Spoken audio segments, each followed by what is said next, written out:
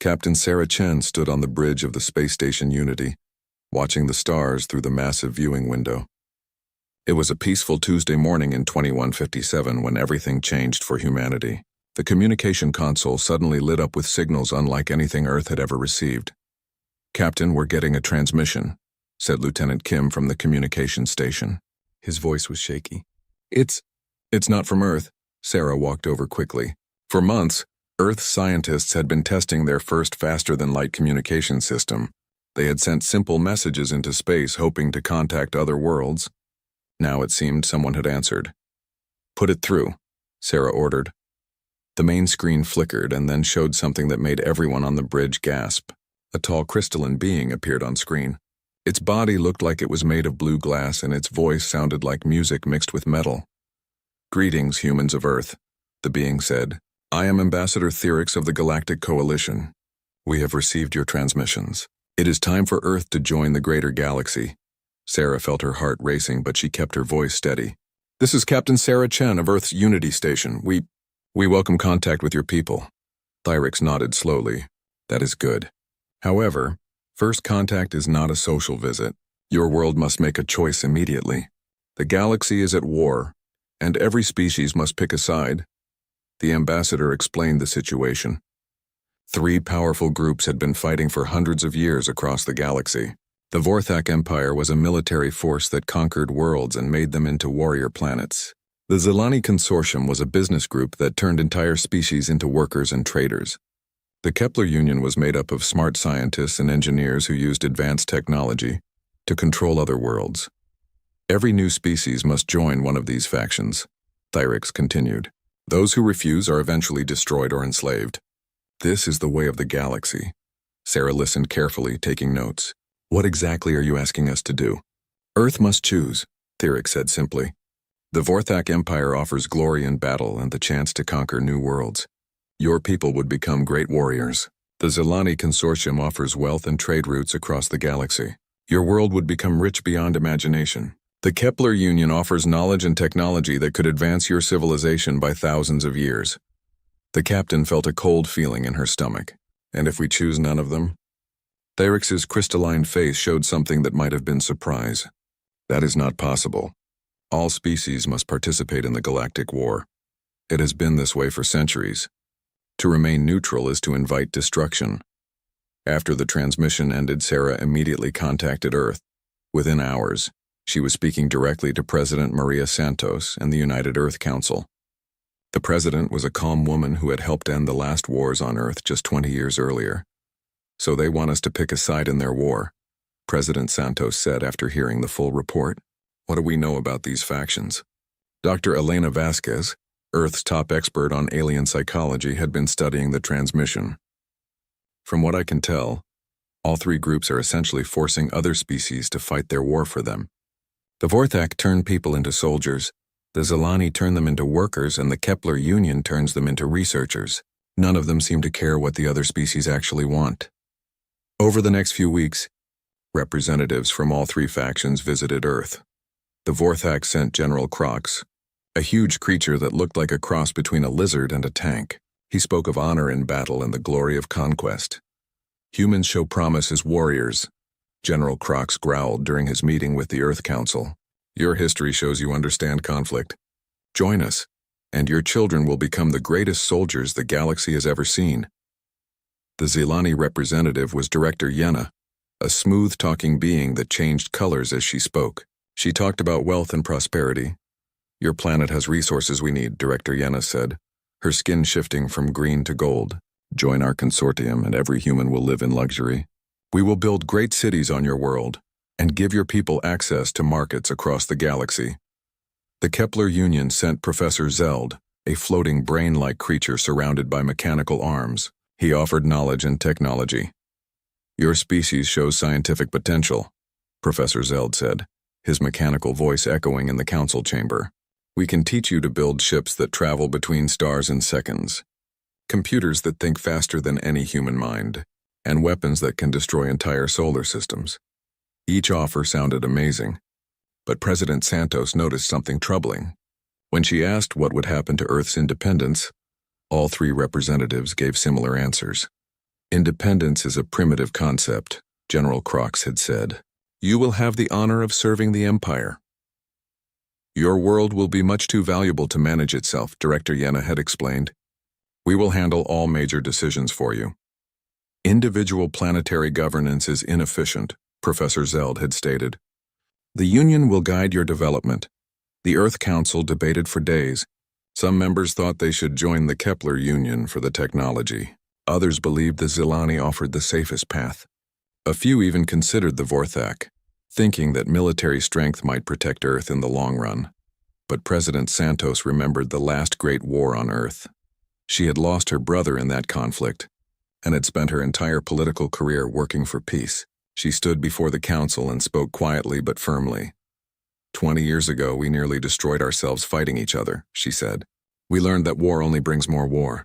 We built a peaceful world by refusing to let others drag us into their conflicts. Now these aliens want us to throw that away and fight their war instead. Dr. James Wheeler, Earth's top scientist, agreed. Every one of these factions is offering to make decisions for us. They're not asking for allies. They're looking for servants. Admiral Rebecca Torres, the head of Earth's Small Space Defense Force, had been studying the military reports. Their war has been going on for centuries. If we join any side, we'll be fighting forever. Our children will grow up as soldiers, workers, or researchers for alien masters. The vote was close but clear. Earth would remain neutral. When Ambassador Thyrix returned for Earth's answer, President Santos delivered it personally. We thank all three factions for their offers, but Earth chooses none of them. Humanity will remain neutral and continue developing on our own. Thyrix's crystalline form seemed to flicker with shock. This is impossible. No species has ever refused to join the war. Then we'll be the first, President Santos replied calmly.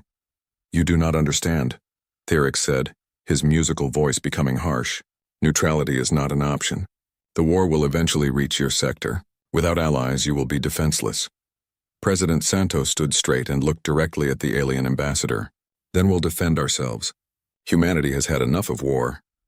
Thyrix was silent for a long moment. Then he spoke slowly. I will report your decision to the factions.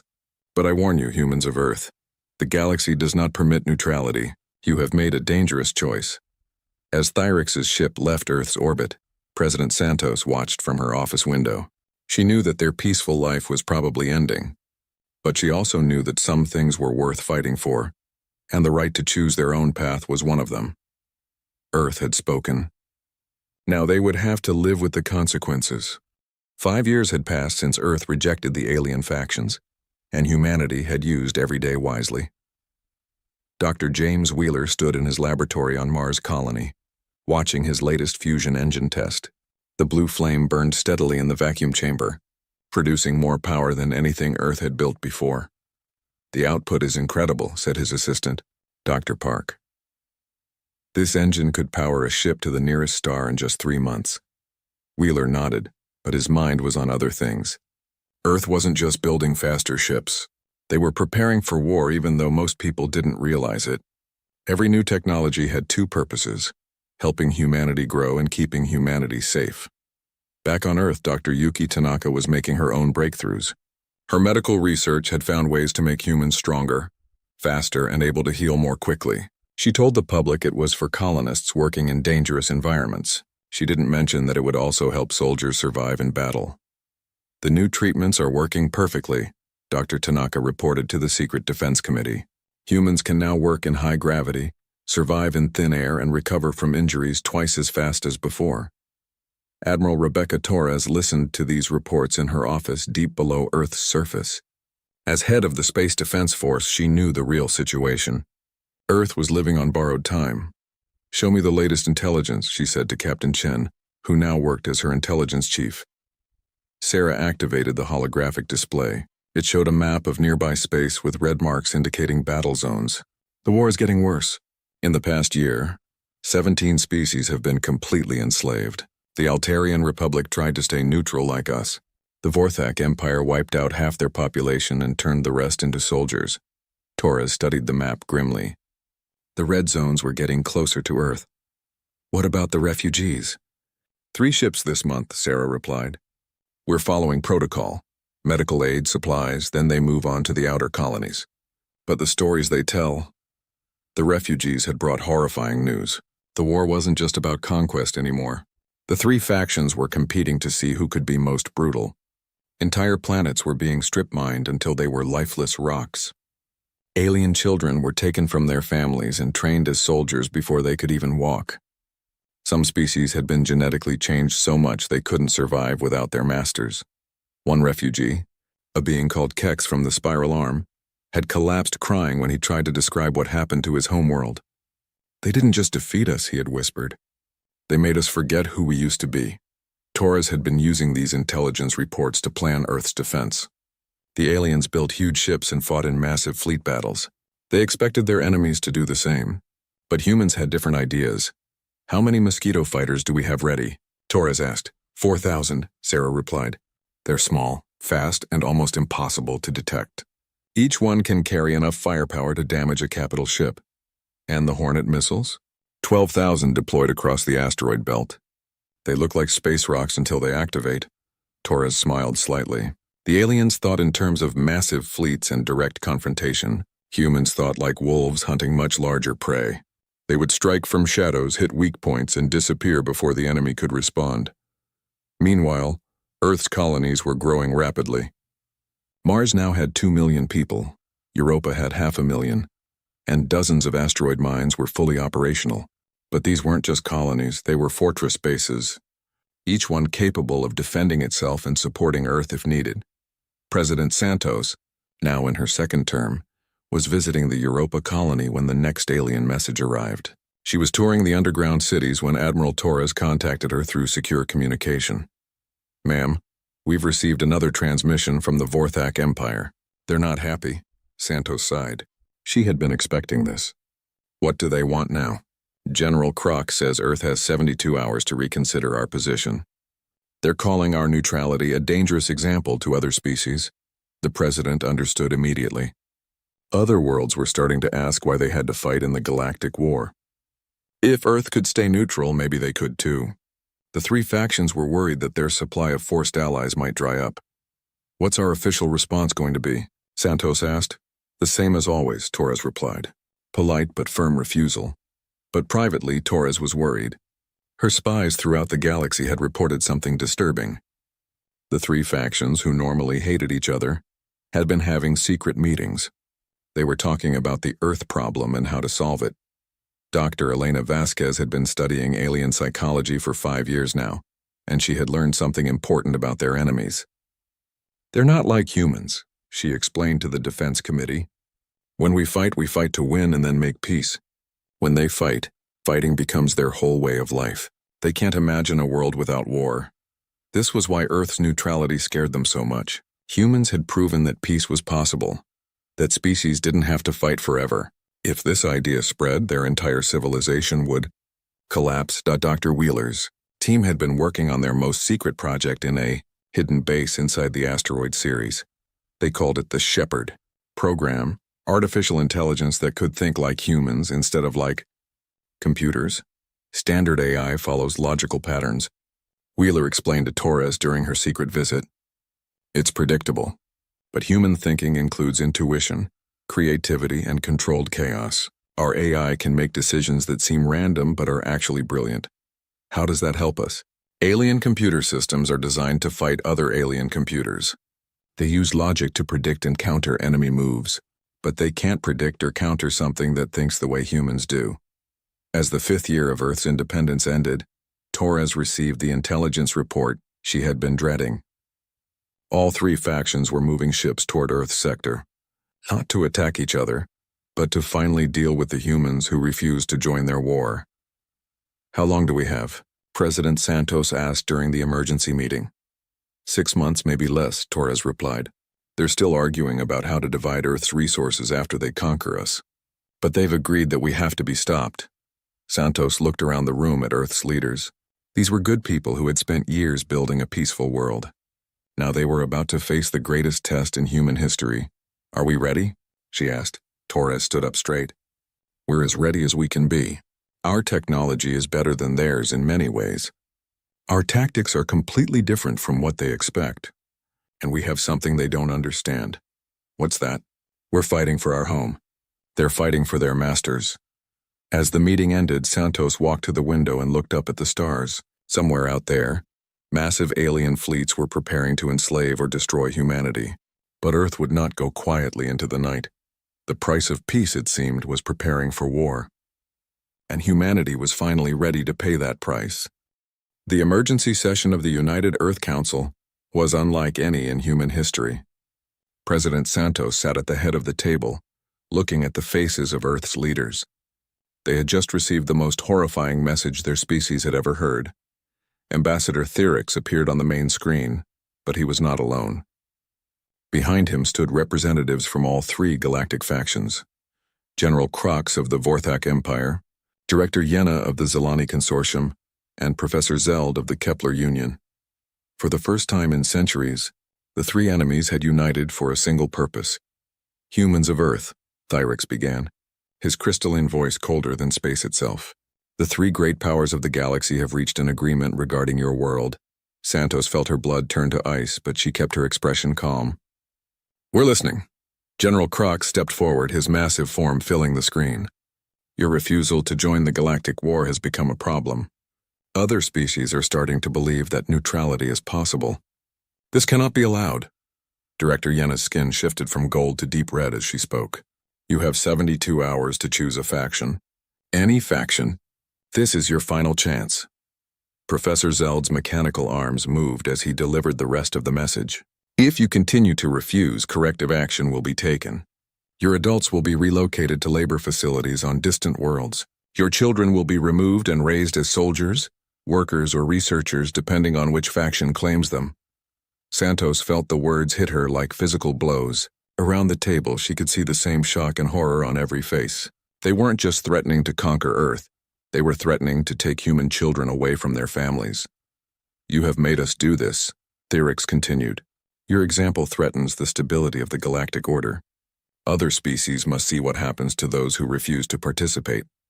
The transmission ended, leaving the council chamber in terrible silence. Dr. Elena Vasquez was the first to speak, her voice shaking with rage. "They're threatening our children. They're talking about taking babies and turning them into slaves." Defense Minister Robert Kim slammed his hand on the table. "This is beyond warfare. This is genocide." Santos looked around the room. Some members looked terrified, others angry, but all of them looked determined. "We need to consider our options carefully. The survival of our species depends on what we decide in the next 72 hours. The debate that followed was the most intense in Earth's history. Some council members argued for submission, pointing out that humanity couldn't possibly fight three galactic superpowers at once. Others insisted they should choose the least horrible faction and hope for the best. "The Kepler Union might be our best choice," suggested Science Minister Dr. Anderson. "At least they value intelligence. Our children might have better lives as researchers than as soldiers or laborers." "There is no good choice here," Admiral Torres replied firmly. "All three factions are talking about taking our children away from us." "That's not negotiable." Dr. Vasquez had been studying the psychology of the alien message. "I need to tell you something important," she said. "This isn't just about controlling Earth. They chose the worst possible threat they could make." "What do you mean?" Santos asked. "Taking children from their parents is something that every human culture considers the ultimate evil. They could have threatened to destroy our cities, kill our leaders, or enslave our adults. But they specifically chose to threaten our children. They want us to be so terrified that we'll surrender immediately." Dr. Wheeler, who had been silent until now, spoke up. "They made a mistake. They don't understand humans at all." "Explain," Santos said. "In their cultures, individuals serve the group absolutely. Parents would give up their children if their leaders ordered it. They think we're the same way. They don't realize that threatening human children doesn't make us surrender. It makes us fight like cornered animals." Admiral Torres stood up and activated the tactical display. "I've been preparing for this moment for 5 years. Yes, we can't win a conventional war against three galactic powers, but we don't fight conventional wars." The display showed Earth's defensive preparations, thousands of small, fast ships hidden throughout the solar system, weapon platforms disguised as asteroids, underground bases that could survive planetary bombardment, and most importantly, detailed intelligence about alien tactics and weaknesses. "They're used to fighting each other," Torres explained. They use similar technologies and strategies. Massive fleets, direct confrontation, overwhelming firepower. They've never fought humans. What makes us different? Asked President Santos. Everything, Torres replied. We evolved as pack hunters. We work together instinctively. We're persistence predators. We never give up once we start hunting. And most importantly, we fight differently when our families are threatened. Dr. Tanaka had been running calculations on her tablet. The biological enhancements we've developed could give our people significant advantages. Humans can now survive in conditions that would kill most aliens. We can work longer, think faster, and recover from injuries more quickly. What about the Shepherd AI program? Santos asked. Dr. Wheeler nodded. It's ready. Our computers can think in ways that alien systems can't predict or counter. We can hack their networks, turn their own weapons against them, and coordinate attacks across the entire solar system. As the debate continued, one thing became clear. Every single council member, even those who had argued for surrender, agreed on one point. They would not let aliens take human children. President Santos called for a vote, but she already knew the result. The vote was unanimous. She stood up and looked at Earth's leaders, people who had dedicated their lives to peace and cooperation. Now they were about to declare war against most of the galaxy. We need to send our response, Santos said. What should we tell them? Admiral Torres spoke for everyone in the room. Tell them they picked the wrong enemy. The message that Earth broadcast to the three factions was short and direct. President Santos delivered it personally, standing in front of the United Earth flag. To the Vorthak Empire, the Zelani Consortium, and the Kepler Union, you have threatened our children. This is humanity's line in the sand. We will not negotiate. We will not surrender. We will not allow you to take our young people and turn them into your slaves. If you want a war with humanity, you will get one. But remember, you started this fight. As the transmission ended, Santos turned to Admiral Torres. How long until they arrive? Our deep space sensors show their fleets are already moving. 2 weeks, maybe 3. Santos nodded and walked to the window. Outside, she could see people going about their daily lives, not yet knowing that their peaceful world was about to become a battlefield. But when they learned the truth, she knew exactly how they would react. Humanity had spent 5 years preparing for this moment, without realizing it. Every colony built, every ship launched, every technological breakthrough had been part of getting ready for the day when they would have to fight for their children's freedom. The aliens thought they were dealing with just another species that could be bullied into submission. They were about to learn the difference between fighting soldiers who serve their leaders and fighting parents defending their children. Earth had made its choice. Now the galaxy would see what happened when someone threatened humanity's young. The alien fleet that arrived at Earth's solar system was the largest military force ever assembled in galactic history. 300 massive warships from the three factions hung in space like metal mountains, their weapons capable of burning entire planets to ash. General Croc stood on the bridge of his flagship, the Eternal War, watching Earth through the view screen. The small blue planet looked so peaceful, so helpless. This will be quick, he told his officers. One demonstration of our power, and the humans will surrender. On the Zelani command ship Prophet's Edge, Director Yenna was already calculating how much money they could make from Earth's resources. Such a rich world, she said, her skin shifting to a pleased golden color.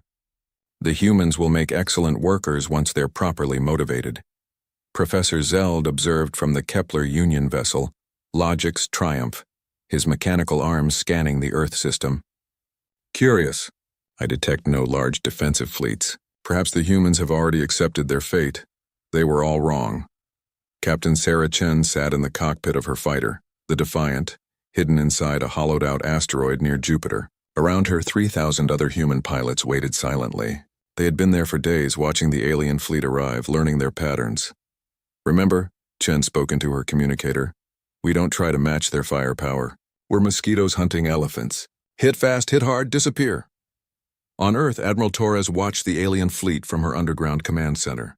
The aliens had positioned themselves exactly where she had hoped they would, in a perfect formation for what humans called a turkey shoot.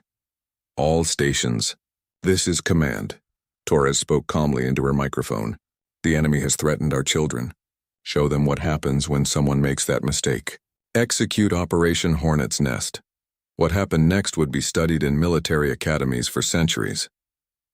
The first surprise came from the asteroid belt. Thousands of objects that the aliens had dismissed as space rocks suddenly came alive. The Hornet missiles, disguised as asteroids for months, activated their engines and swarmed toward the alien fleet. "Sir, we have incoming missiles," shouted a Vorthak officer. "Thousands of them!" General Crox wasn't worried. "Activate point defense systems. These primitives think they can hurt us with simple rockets." But the Hornets weren't simple rockets. As the alien defensive systems began shooting, the missiles suddenly changed course in ways that violated everything the aliens knew about physics. They moved like living things, dodging and weaving through defensive fire. Dr. Wheeler's breakthrough in fusion drives had made this possible. The Hornets could accelerate and turn so quickly that alien targeting computers couldn't track them. Worse, they were controlled by Shepard AI that thought like humans instead of like machines. The first wave of Hornets slammed into the alien fleet, targeting their weapons and engines. The massive alien ships were designed to fight other capital ships, not swarms of small, intelligent missiles. "Impossible," Professor Zeld exclaimed as explosions bloomed across his fleet. "No missile can move like that." But the real attack was just beginning. Captain Chen led her fighters out of their hiding places throughout the solar system. The Mosquito fighters were tiny compared to the alien ships, but they were faster and more maneuverable than anything the galaxy had ever seen. "All fighters, engage," Chen ordered. "Remember your targets: communication arrays, sensor clusters, and engines. Make them blind and deaf." The human fighters swarmed over the alien fleet like angry wasps. The aliens tried to shoot them down, but the fighters were enhanced with Dr. Tanaka's biotechnology. Human pilots could withstand G-forces that would kill most aliens, allowing them to make turns and accelerations that seemed impossible.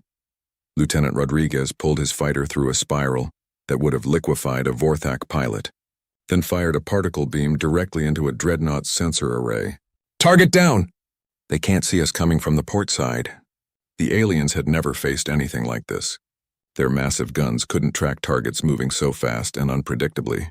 Their shields were designed to stop other capital ship weapons, not swarms of small craft attacking from every direction.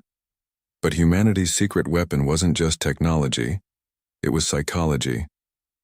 Dr. Vasquez had spent years studying alien warfare, and she had discovered something crucial. Alien military thinking was rigid and hierarchical. When their commanders gave orders, subordinates followed them exactly, even if the situation changed. Human military thinking was different. Every pilot, every ship captain, every soldier was trained to adapt and improvise. When the situation changed, humans changed with it. "This is Defiant," Captain Chen radioed to her squadron. "The enemy flagship is trying to retreat behind that moon. Wong, take your group and cut them off. Miller, hit their engines before they can jump to hyperspace." The pilots immediately understood and adapted their attack. No alien commander could coordinate such complex maneuvers in real time, because alien crews weren't trained to think for themselves. Meanwhile, Earth's most secret weapon was activating. The Shepard AI systems began infiltrating alien computer networks, using the chaos of battle to slip past their defenses. "Shepard 1 is inside the Vorthak network," reported Dr. Wheeler from his control center. Beginning data corruption and system takeover. The AI didn't just hack alien computers, it understood them in ways their creators never intended. Shepard AI could predict what alien systems would do because it understood the logical patterns they followed. Then it could disrupt those patterns in ways that seemed random, but were actually devastating. On General Crox's flagship, weapon systems began firing at their own ships. "What's happening?" he roared. "Sir, our computers are malfunctioning," his technical officer replied. "They think our own ships are enemies." "Fix it." "We're trying, but the system keeps changing." It's like it's thinking for itself. Similar chaos was spreading through all three fleets. Zilani ships found their engines shutting down randomly. Kepler Union vessels had their sensors showing false targets everywhere. The aliens' greatest advantage, their superior technology, was turning against them. But the most devastating blow came from an unexpected source. On the bridge of Earth's flagship Indomitable, Admiral Torres received a message from deep space. "Admiral, this is Captain Foster on the Ranger. We've captured a Vorthak communication ship. The prisoners are asking to surrender." Torres smiled grimly. Patch me through to them. The alien communication officer appeared on screen, his reptilian features showing pure terror. Please, human leader, we surrender. We didn't know. We thought you were just another weak species. What didn't you know? Torres asked. We didn't know you were you. Our commanders told us humans were cowards who would surrender as soon as we arrived. They said you had no real weapons, no real defenses. They didn't tell us you fight like what? Like demons. Like creatures from our worst nightmares. Your ships move like living things. Your weapons think. Your pilots do things that should kill them, but they just keep fighting. Torres leaned forward. Listen carefully. Send this message to your fleets. Humanity is offering terms for surrender. Any ship that powers down its weapons and submits to boarding will be treated according to our laws of war. Any ship that continues fighting will be destroyed. Within hours, the tide of battle had completely turned. The three great galactic powers, who had expected to crush Earth in a few hours, were facing total defeat. Some alien ships tried to flee, but human forces had positioned themselves throughout the solar system. There was nowhere to run. Some tried to fight to the end, but human tactics made traditional space warfare impossible. The aliens couldn't adapt fast enough to counter humanity's fluid, creative approach to combat. Most chose surrender. By the end of the day, Earth's solar system was filled with disabled alien warships. The largest military force in galactic history had been defeated by a species they had considered primitive. Admiral Torres stood on the bridge of her flagship, looking at the tactical display. Green lights showed captured alien vessels. Red lights showed the few ships that had been destroyed when they refused to surrender. Ma'am, Captain Chen reported from her fighter. We're receiving surrender signals from the remaining ships. The alien commanders are requesting permission to speak with you. Torres nodded. Tell them we'll talk. But first they need to understand something. They came here to take our children. That was their biggest mistake. There's nothing in this galaxy more dangerous than humans protecting their young. As word of the battle spread throughout the galaxy, something unprecedented began to happen. Species that had been enslaved for centuries started to whisper about the impossible. The day when someone finally stood up to the three great powers and won, Earth had done more than defend itself. It had shown the galaxy that the mighty could fall, that resistance was possible, and that sometimes the smallest fighter could bring down the largest enemy. The war was far from over, but everything had changed. Humanity had refused to join the conflict, and when forced to fight, they had fought in ways the galaxy had never seen. The aliens had picked the wrong enemy indeed. News of Earth's victory spread across the galaxy faster than any spaceship could travel. On 1,000 worlds, enslaved beings looked up at the stars and whispered the impossible word: hope. Admiral Torres stood in the prisoner detention center on Luna Base, looking at the alien commanders who had come to destroy Earth. General Croc sat in his cell, staring at the floor. Director Yena's skin had turned a dull gray color. Professor Zeld's mechanical arms hung motionless. They still can't believe what happened, said Captain Chen as she joined Torres. According to their intelligence, we had no defenses, no real military, no chance of winning. Torres nodded. They made the same mistake humans used to make. They looked at our peaceful nature and thought it meant we were weak. They didn't understand that the most dangerous humans are the ones protecting their families. But Earth's victory was just the beginning. Reports were coming in from across the galaxy, and everyone brought more shocking news. On Alteria Prime, the workers in the Zilani mining facilities had stopped working. They had heard that someone had actually defeated their masters in battle, and they wanted to know if freedom was really possible. In the Vorthak training camps, young soldiers from conquered species were asking their instructors why they had to fight for the Empire when Earth had chosen not to. Even in the Kepler Union research stations, scientists were questioning whether they really needed to serve masters who had just been defeated by a species they called primitive. Dr. Elena Vasquez was studying the intelligence reports in her office when President Santos arrived for their daily briefing. It's spreading, Vasquez said, pointing to the galactic map.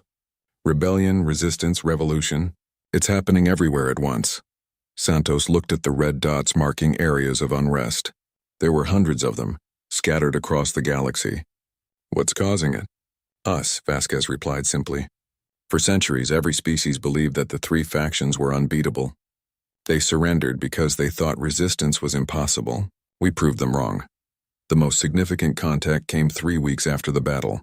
Earth's deep space sensors detected a small ship approaching under a flag of truce. The ship's design was unlike anything in the alien database. Captain Chen met the visitor at Unity Station. The being that stepped out of the airlock was beautiful and terrible at the same time, a creature of pure energy, contained within a crystalline shell that sparkled with its own light. I am Princess Kayla of the Centauri, Commonwealth, the being said, her voice like singing crystals. I have come to speak with your leaders about an alliance. Within hours, Princess Kayla was sitting across from President Santos in the most secure conference room on Earth.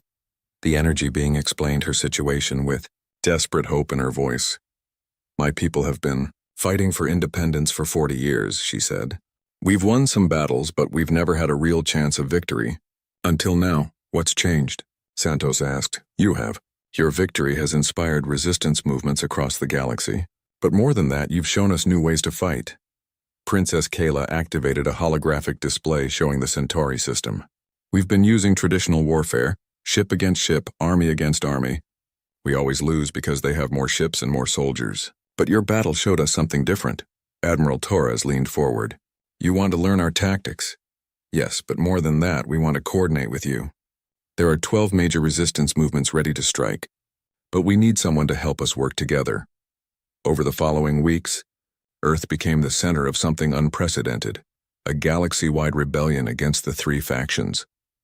Princess Kayla brought representatives from the Centauri Commonwealth, the Free Andromedans, the Spiral Arm Liberation Front, and 9 other resistance groups. They met in secret on a small asteroid base to plan the largest coordinated military action in galactic history. Dr. Wheeler demonstrated the Shepard AI system to the alien rebels. Your enemies expect logical, predictable attacks, he explained. But this AI thinks like humans.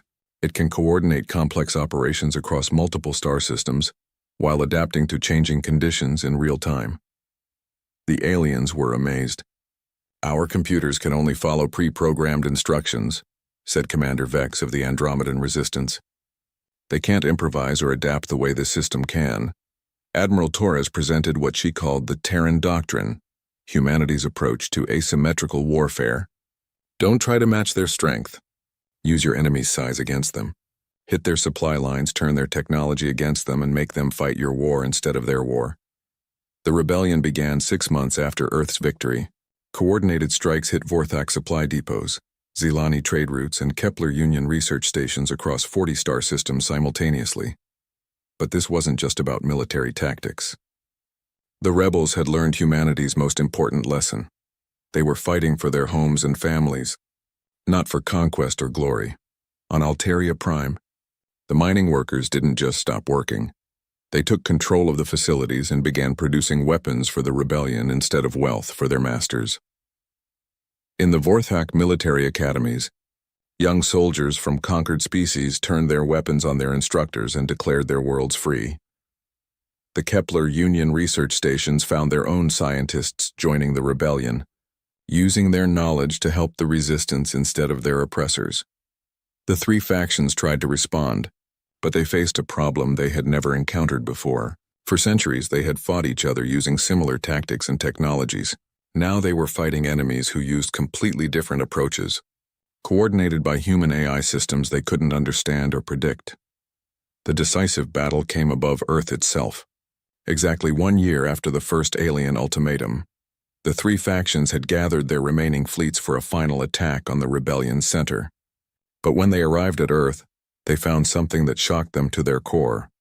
The planet was defended not just by human ships, but by vessels from dozens of species, Centauri energy fighters, Andromedan stealth cruisers, Altarian converted mining ships, and many others. Admiral Torres stood on the bridge of the Indomitable, now flagship of the Galactic Liberation Fleet. Around her, alien officers worked alongside humans, all of them united by a common cause. This is Admiral Torres of Earth to all faction fleets, she broadcast on all frequencies. You are outnumbered, outgunned, and out of time. Your enslaved worlds have risen against you. Your own people are joining the rebellion. This is your last chance to surrender.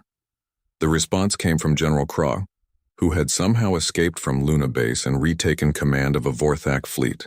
Humans, you have destroyed the galactic order. We will fight until our last ship is destroyed. So be it, Torres replied. The battle that followed was unlike any in galactic history. The Resistance fleet fought with human tactics but alien technologies, creating combinations that the faction fleets couldn't counter. Centauri energy weapons, guided by human targeting systems carved through Vorthak armor like it was paper.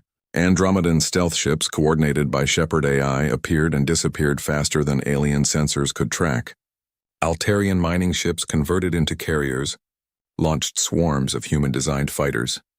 But the most devastating weapon was something the factions had never faced before. An enemy that truly believed in what they were fighting for. The rebellion wasn't fighting for conquest or wealth or power. They were fighting for the right to choose their own future, to raise their children in freedom, to live without fear. Within hours, the faction fleets were in full retreat. The galactic war that had raged for centuries was finally ending. 3 months later, Ambassador Thyrix returned to Earth, but not as a representative of the factions. The crystalline being now spoke for a coalition of former faction worlds that wanted to negotiate peace. The 3 factions have agreed to a ceasefire, Thyrix announced to the United Earth Council. They request that Earth mediate a peace treaty. President Santos, now recognized as the leader of the Galactic Rebellion, stood before representatives from 50 different species attending via quantum communication. Peace was always possible, she said simply. You just had to want it more than you wanted to win.